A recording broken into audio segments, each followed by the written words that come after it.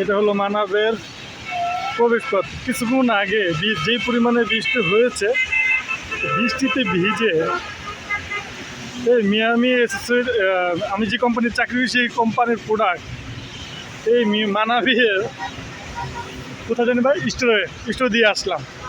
দুজনে ভিজে গেছি, যেহেতু আমার হাতে ক্যামেরা দেখাইতে পারতেছি না। এই জন্য আমার কাজল ভাইয়ের কী অবস্থা, মনে হচ্ছে পোলা ভাইয়ের মতন পোশাক করছে, একটা শুকনা এক সাইড ভিজা। এইগুলো মানাবের রিসোর্ট। চলেন ভাই আমরা সামনের দিকে অগ্রসর হই। চলেন কাজল ভাইকে আজকে সামনে রাখি।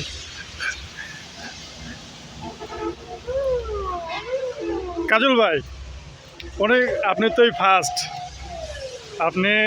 এই যে মুন্সিগঞ্জ রোডে আসলেন, বৃষ্টিতে ভিজা ডেলিভারি দিলেন, আপনার অনুভূতিটা কি ভাই?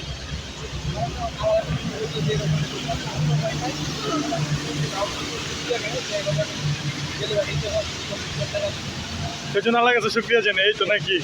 তো চলেন আমরা আস্তে আস্তে যাইতে যাইতে কিছু খাওয়া দাওয়া করি। পুরো বৃষ্টি হয়েছে, বৃষ্টির কারণে পুরো রাস্তাঘাটের অবস্থা শোচনীয়। দেখেন হাইওয়ে রোডে গাড়ি কীভাবে চলে। আমাদের এখন এই রাস্তার কিনার সাইড ঘুরে ঘুরে যাইতে হইব, কিছু করার নাই। দেখেন অসতর্ক হইলে দেখেন উল্টা সাইড থেকেও গাড়ি আসে, কি আর বলবেন। যাইতে থাকেন আস্তে আস্তে যাইতে থাকেন দূরে দূরে, পিছু থেকে মাঝে মাঝে খেয়াল রাখেন।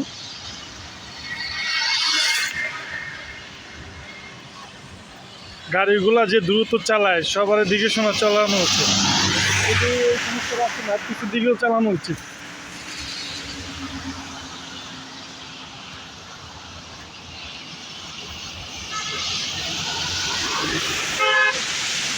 কাজল ভাই এখানে তো খাওয়া দাওয়ার কোনো ব্যবস্থা নাই, কি করবেন? আসেন আমরা সবাই গাছের পাতা খাই, সব কিছু ঝামেলা আছে, মাগের গাছের পাতা নাকি ঝামেলা নাই।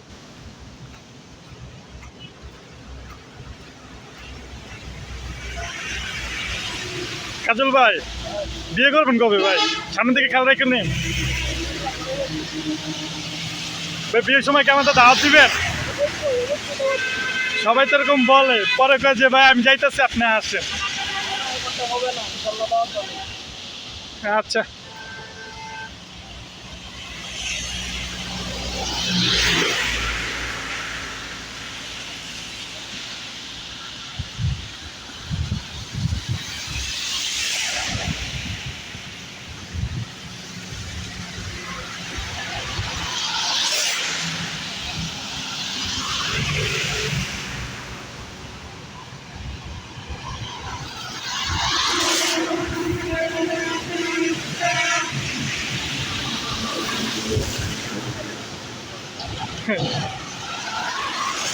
বৃষ্টিতে ভিজতে ভিজতে অবস্থা খারাপ হয়ে গেছে। তাল গাছ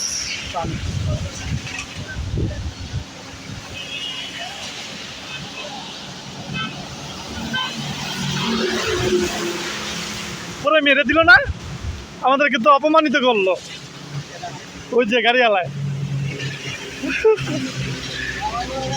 এমন জোরে মারলো রে ভাই।